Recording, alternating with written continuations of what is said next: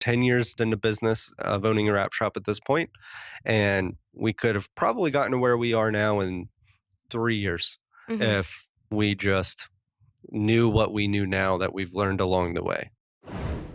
Are you wrapping cars more than 12 hours a day, every day, working nonstop but can barely get by? Burnout, missing deadlines, and wondering just how much longer you can keep this up? That was us too. We started our wrap shop buried under $250,000 in debt, and it felt absolutely impossible. But we dug out, built a profitable shop, and are still in the trenches of owning and operating a wrap shop. We're here to share what we learned along the way so that you don't make the same mistakes that we did. And we're here to help you with the business side of the wraps, like pricing, building a team, streamlining your systems, ultimately so that you can run your shop and your shop stops running you. Welcome to the Wrap Ops Podcast, brought to you by Wrap Fam Unleashed. So most entrepreneurs, especially wrap shop owners, are not failing because the market is bad or because they're not smart enough. They're failing because they are getting in their own way. And today we are talking about the top 3 silent killers that are holding your business back and how they almost held ours back too. But on the bright side, we're also going to tell you some fixes to this so you don't have to stress over there because we're going to help you out. And how you can start making a difference right away. And this advice is free. You don't have to pay for it. So that's pretty cool. So awesome. So the top 3 reasons you're failing. Andrew, take us away with number 1. Number 1 is ego. So I feel like every one of these ones that we talk about today are just shots at myself. In me. Yeah, both of us. But I have stories of each one of these where I just had to grow as a person. And one of the first ones that we're going to talk about that I had to grow as a person is ego. So if you feel like you can't be, or maybe you have to third party it and you need to look at someone else to then hopefully bring it back to identify where you are wrong yourself. If someone can't be managed, they can't be coached. You don't ask others for questions because you know more than them. You take everything personally because you're spending too much time defending yourself rather than listening to what they're saying and being willing to be wrong and ask for help or advice. And then ultimately, if you are experiencing high turnover, chances are it's ego. So why this matters is ego keeps you from hiring and retaining quality people. Emphasis on the retaining. So we actually, just talking before we started, ego in a weird way actually probably doesn't hurt you in the hiring part, but you sure as hell aren't going to be able to retain anyone if you Yeah. have an ego problem. Because you're painting this picture of like, come work for me. I'm the best boss in Yeah. the whole world. And this is the best company in the world. And then they get in there and they're like, this is a poop show. Yeah, like this guy is a narcissist. Yeah, exactly. Where you oversold it and then you're under delivering. So, and we had that problem, man, and I think it took us years to fix that, which is really sad saying that publicly on this podcast. No, I It's mean, embarrassing, but it's the truth. it's embarrassing. We definitely have to get a little vulnerable on this one for ourselves. But it's why we're doing it. We are hoping to be the resource that we wish we had 10 years ago when we first started. Because if we started from scratch again, what has taken us, whatever we're in, 8, 9, 10 years into this thing at this point, we would be here in like 3 if we just knew what we knew now and could restart. So Yeah, that's why we're doing this, right. to try to help you out there. But if you have an ego problem, you got to figure out how to swallow that quick. Yeah, that's probably like enemy number 1 Yeah. that you need to fix. And we had another episode where we talked about too of lead generation and being friendly. And if you're not friendly, good luck. And Yeah. so this goes into that too. I think people can kind of sniff out an ego and be like, I don't know. Mhm. So Yeah. I mean, ego is going to be what keeps you from admitting that you are the bottleneck. And then ultimately, ego is um, what came up to mind there on the bottleneck from like a standpoint we were literally talking about today is we are trying to figure out how to ensure fleet consistency amongst our team. And the departments that need to communicate for that to happen actually don't involve me at all. Previous me would have had an ego problem and feel like the only way for that to um, for that to work was if I had my hands in that process of how we maintain fleet consistency. But I'm a few years removed from learning that lesson the hard way. I helped work with my team in the departments that needed to communicate, but by making it very clear that actually out of everyone at the table, I'm the one that's not involved at all. I'm just here to help, like, figure out how to make this work smoothly and hear all of you and your perspective so that we can come to a solution. No chance that we would have been able to solve a problem like that with ego still in the way. Um, and then lastly here for as kind of like why it matters is ego prevents you from learning, which therefore prevents you from growing. Yeah, and I think we all know the people that are like anti-learning. Yeah. I don't know how to like describe that better. It gives me the ick. Yeah, the biggest giveaway is that person just never asked a question Yeah. ever. And so I listened to a few podcasts on, I'm a stressy girl, I get anxiety. So I listen to a lot of podcasts on kind of like mental health and dealing with anxiety and kind of things like that. And one of the topics of one was about communicating with strangers or even your friends. And something I took away from that was they were like, you never want to be the person that leaves a social event and realize you didn't ask a single question Yeah. from anybody. And so I try to remember that in every conversation I'm in, of just like, did I ask them a question? And sometimes you get people who don't really interact with you, and that's fine. It is what it is. But everybody likes talking about themselves, and you never know, you might pick up on a little nugget of wisdom. Hence why we like doing the interviews on this podcast. It is actually super invigorating to like talk to someone for an hour, and we're just like back and forth, like asking like kind of like shop talk questions. And it doesn't feel weird. It doesn't feel like we're trying to like steal their business or anything like that. Just genuine curiosity. Yeah. And like we had the interview with Austin, and I told him, I'm like, man, this is so crazy because you run your shop so differently than the way we do it, but both are working. But I would have like never thought to do some of the things you're doing, and I'm sure vice versa.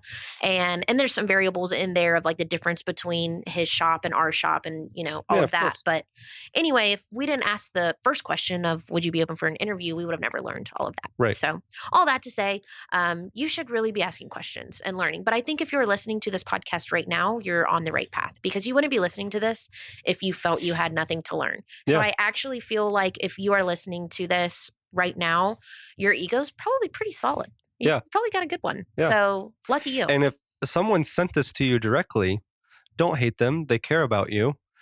Try to learn something, maybe. Yeah. Who knows? Maybe there's an installer that needs to send it to their boss. Yeah. And you don't say anything. Just, hey, I think you need to hear this podcast. Yeah, absolutely. So, but someone doesn't send you a podcast. Or a boss that might need to send it to their installer.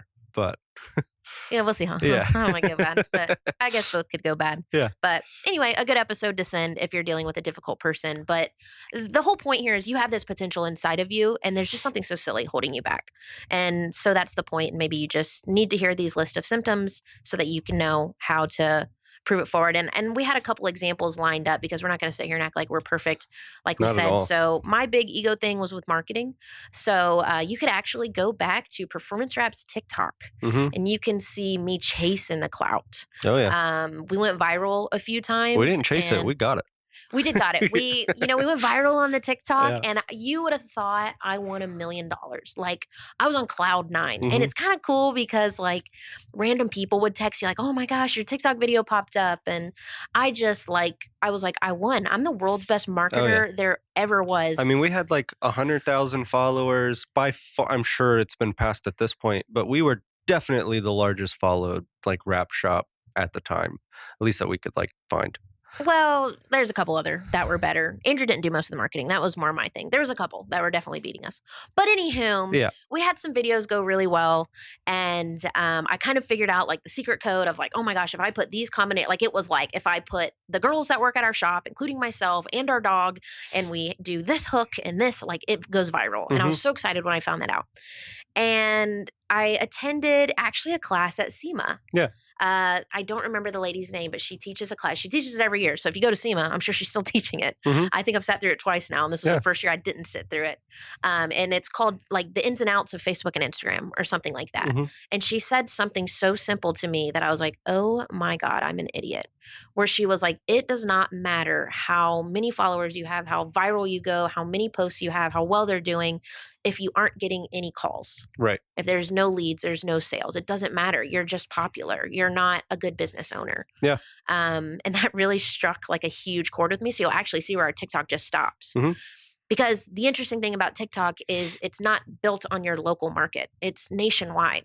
Yeah. So it's just appealing to people in Arizona doesn't do any good for Mhm. me. And I can take that hour a day of energy I was using and put it towards some other marketing form that would end up as Yeah. sales and leads and actually push our business forward. Right. So But that's you where had ego to, got in the way. I was just say you had to kind of swallow the ego to be like, all right, that was I have. for clout. That wasn't actually helping the business, at least from like what, at the end of the day, what helps business is it bringing dollars in the front door, and it just Yeah. was not doing that. And it really wasn't. And I don't think that we could be on the phone and we're trying to close a deal and we're like, we have 100,000 TikTok followers. Right. Like it looks cool, but I Mhm. think it looks cool to you. Yeah. And then I also realized I was competing with the other wrap shops. I wanted to beat the other wrap shops.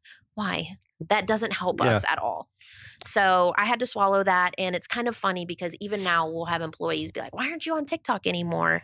And I'm Hmm. like, it doesn't get you more hours. It Right. doesn't provide opportunities for you to grow and progress as a team member here. Right. So therefore, my energy will go elsewhere until I have absolutely nothing else to do but to make viral TikTok videos. Then I'll go back to it. But I don't see that happening anytime soon. I don't think so. Yeah. So anyway, that's where my massive ego came in.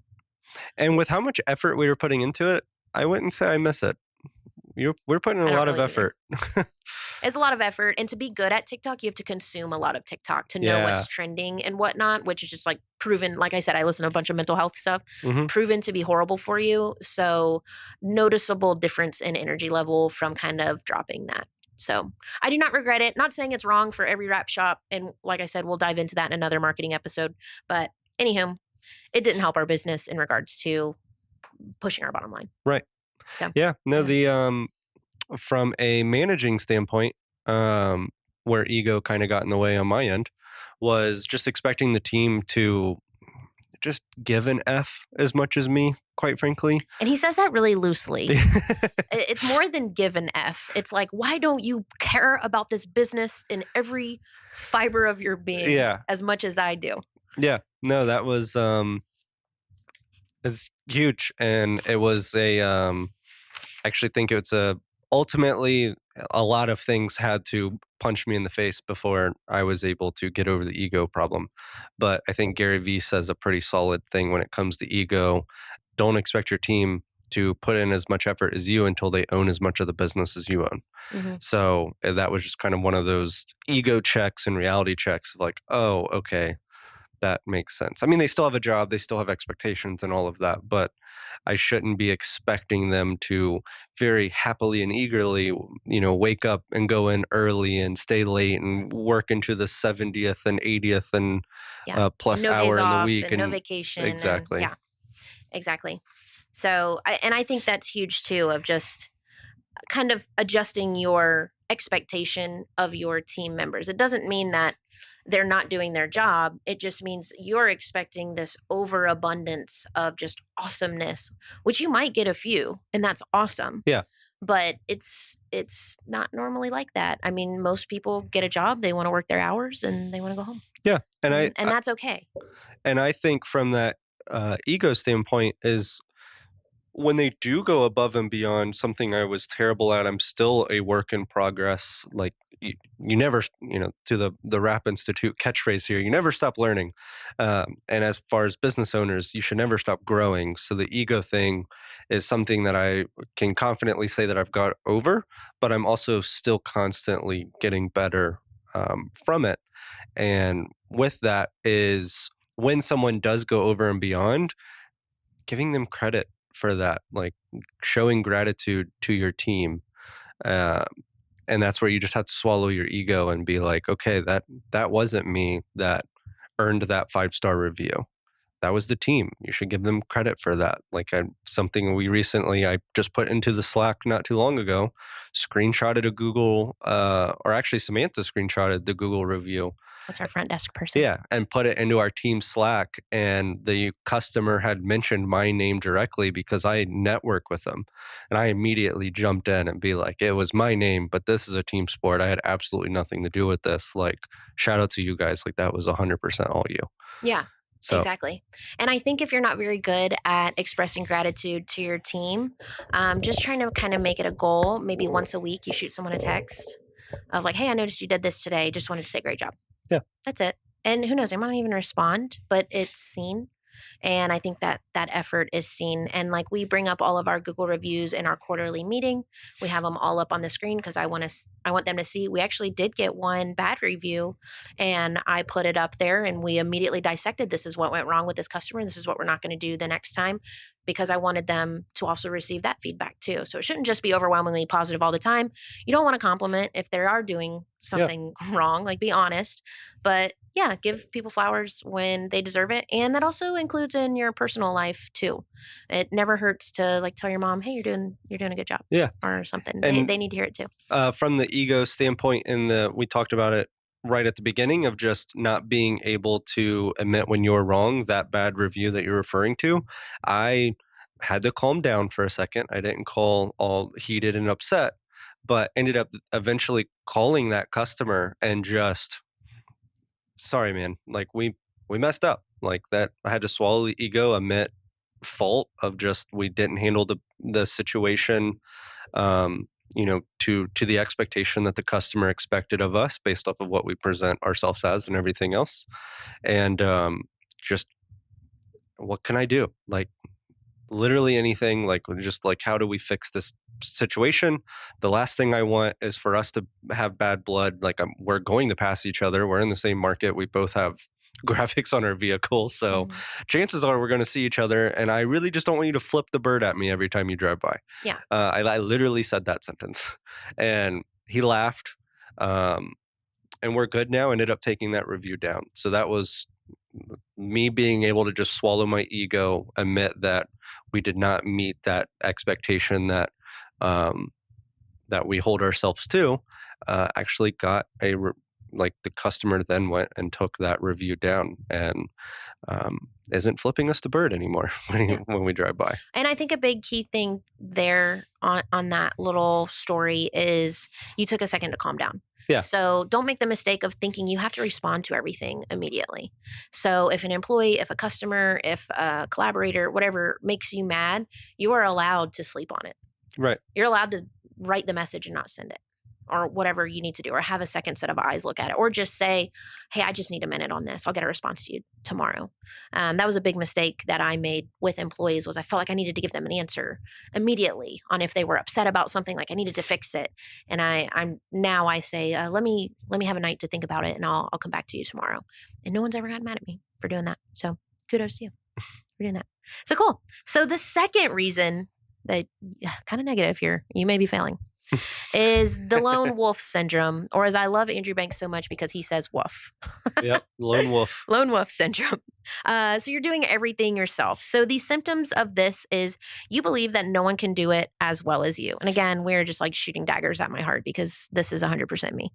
You spend 90% of your time in the weeds. You are exhausted and barely holding on.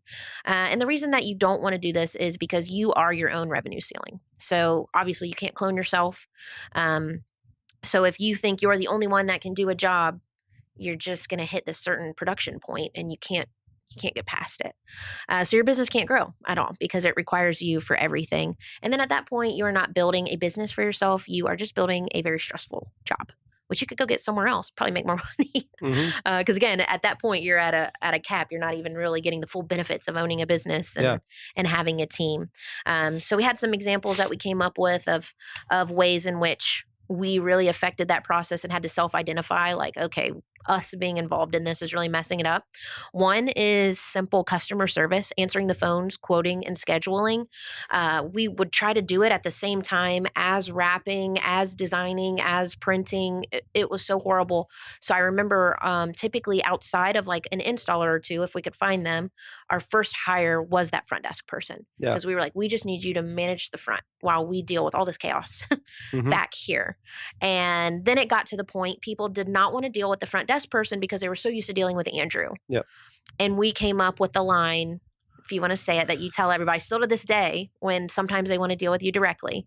Yeah. I mean, I literally have to just tell them that what we've built from a company standpoint, going through the front desk and through the proper channels, essentially is going to get you better service than I could possibly give you by myself. Mm-hmm. Granted, you have my number if something, you don't feel is right. So I still give them that extra level of care of like patting them on the back. Like, I'm still here for you if something goes wrong. Mm-hmm. Um, but ultimately, you got to talk to the front desk to get the quote and get on the schedule, because I'm going to give you worse service than someone who's literally paid and that's their job is to give you better service than I can give you. And I think it took you physically saying that of Mhm. like service from me is going to suck. That is why I hired this person because Yeah. I just have so many things going on. I need you to go through Mhm. these channels, and people listened. You actually called So me out on the very last customer that I passed the torch to the shop with, was the Premier Group, the local construction company. We ended up buying their building, very close, like good friends, from just what they had believed in us early on when no one should have believed in us. Um, and they wanted a truck lettering or something like that. Took me like 3 or 4 days to send the quote, a day or two to respond back to them. It was like a week before we even got like proper quotes, back and forth to them. And you actually sat me down and laid that out of like, if you would have just given this to the front desk on day one, they would have gotten a quote same day, and by that week, it would have been Just letting you know, we do close in 20 minutes. yes, ma'am. okay. We are at the public library and we have this room booked until 6 p.m., but they are ready to go. They are, and it's It yeah, is 5:38, yeah. but it's fine. Anyway, to conclude that, to kind of shout out to you to call that out. Essentially, was it was my trying to do everything myself, probably mixed And in. I think that's because you really like this customer and they're close to you. Like you could go grab a beer with this guy. You know what I mean? So it's Yeah. not just like a random customer, but I was like, in trying to be friendly with him, you kind of screwed him, Mhm. which taken lightly to me. And this is what I'm talking about where I'm a perfectionist. It bothered me that they were on like day 5 and they kept calling, like, where's my quote? Where's my quote? Yeah. And I was just like, why did Andrew even deal with this? Mhm. So And it- now you typically like CC the front desk person and say, hey, this person is going to help you out. If you have Yeah. any outside questions or any concerns at all, you have my information. Excited to work together. And that's it. Yeah. And then the front desk person will start asking the questions and take it from there. And I think And it was definitely a mixture between this like lone wolf syndrome and then the ego issue as well. Something I'm not proud to be known for saying early on, especially with like my install team and stuff like that, was just like, I'm going to get there with or without you. Like, pretty much, hold on, keep pulling the extra hours. Like, that is a sentence your team does not like to hear, yeah, by the yeah. way. But it was very ego driven, very much lone wolf, syndrome, essentially, of just like, I can do everything better than you. I can do this without you.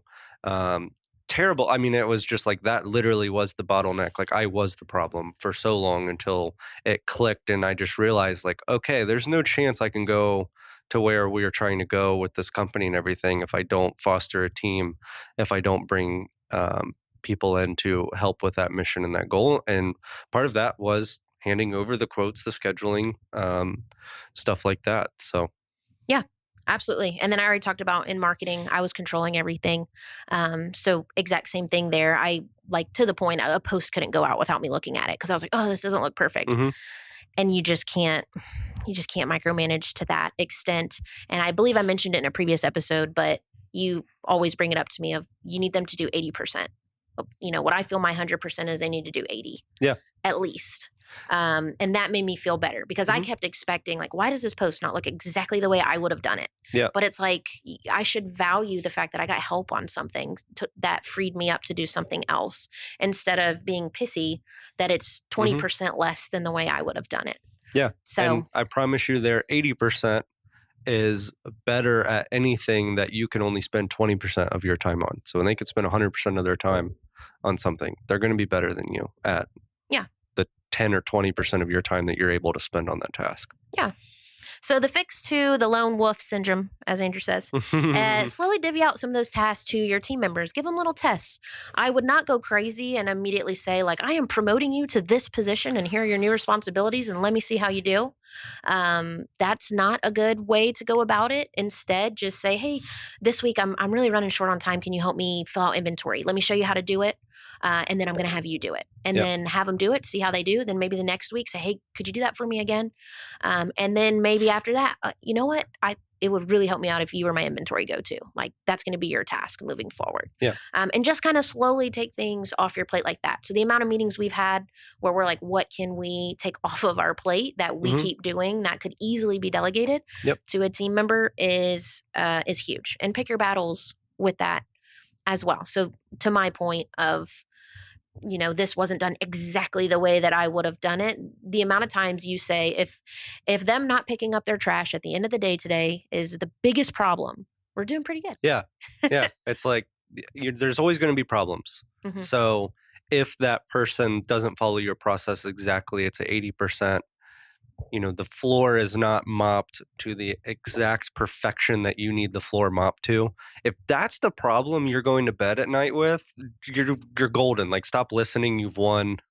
Like, Yeah, if that's the problems you're dealing with, like, because that was probably my issue where I was just expecting such a high level mhm, out of every single task, and that's like a perfectionism thing in me yeah, that I probably was pissing people off because I'm just constantly, you didn't do this well enough, you didn't do this well enough, you didn't do this well enough, and people don't stick around when that happens.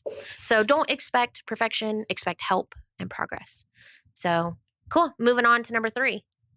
is you lack patience. So this one is super fun. So you probably expect results too fast. You probably, if you just started this business, a year ago, you expect to be a millionaire by next year or something along those Guilty. lines. I think everyone's probably a little guilty of that. Yeah. You quit projects halfway through. So again, you're lacking patience. You get started on something and then squirrel, you get distracted. You quit a project before you even finished it, and then ultimately you're changing direction like every 2 months of what your focus is. Um, Stop comparing your chapter 1 to someone else's chapter 20 when it comes to the patient standpoint. So um, we all know the unicorns out there. So the Mark Cubans, the Jeff Bezos, the um, Elon Musk's of the entrepreneurial world. Stop expecting your year 1 to be what their year 20 and 30 looks like. We just recently saw a Zuckerberg interview. So, like Facebook, everyone knows what that is at this point, and it's on its like 20 or 30th year or something like that. So, like, even Facebook takes time, and that's a unicorn. Stop comparing yourself to that. Yeah. Um, be more realistic, and then understand things take time. Anything worth building takes time. Yeah. And we talked earlier about when you hire an employee and then you lose them. Mhm. That is such a costly mistake. And I can't tell you how we have this big master plan that, oh, we're going to achieve this by the end of the year. And then we lose key team members because of the issues we're talking about. And now we're 6 months behind. And that piles up. Hence Yeah. why we're telling you that it took us this many years to build the business. And if we could redo it, we maybe could get it down to a much shorter amount of time. But you have to give yourself grace in that and realize that when you make a mistake, even if it's costly and expensive, it's almost like going to business school for a Mhm. minute. Like you paid a cost to learn a lesson. And as long as you take the time to dissect it, and this is what I did wrong, this is what I'm not going to do next time, and actually do that moving forward, then it's okay. And it kind of gives you that patience thing. So I feel like we actually have gotten so good at patience that we actually are not determining the gender of our baby until it's born. And the amount of people that are like, I could never do that. And I'm like, this business and this man has made me so patient that it's not even like a qualm in my mind. Like I'm just like, it's going to be fine. It is what it is. Everything's cool. We're chilling. So master patience. It is a skill, and I feel like we have definitely mastered it. So Yeah. And I mean, if you're year 1, year 2, year 3, year 5, year 10 in business, stop comparing yourself to people that are 20, 30, 40 years into it. Compare yourself to where they were in year 1, year 2, year 5, year 10, yeah, and study what they were doing then. And more importantly, study what they would tell you they would do differently. sure. Um, hence, thank you for tuning into this. Our 10 years, give or take, close to 10 years into business of owning a wrap shop at this point, and we could have probably gotten to where we are now in 3 years Hmm. if we just knew what we knew now that we've learned along the way. Yeah. So, And it, everyone's starting line is different too. So in the interviews that I did earlier, you hear Tim Evans, he was in a sign shop at age 8 with his dad. mhm, Then you have Austin, who started off in his garage with a buddy. Then you have us, who technically purchased Performance Wraps yeah, barely as a business, but that's a whole story. that's a whole thing. So everyone has different starting points. So also be wary of that when you're comparing yourself, even to other wrap shops, Mhm, because you never know who. Maybe someone got a fat inheritance check. yeah, Maybe they're like us and did not.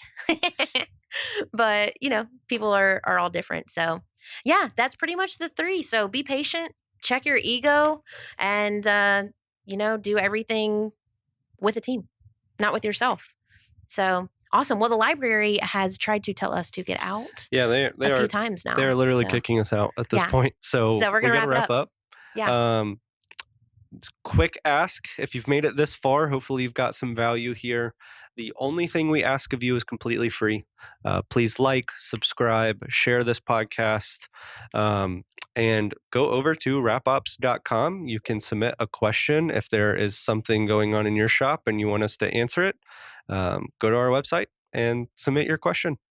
Till next time.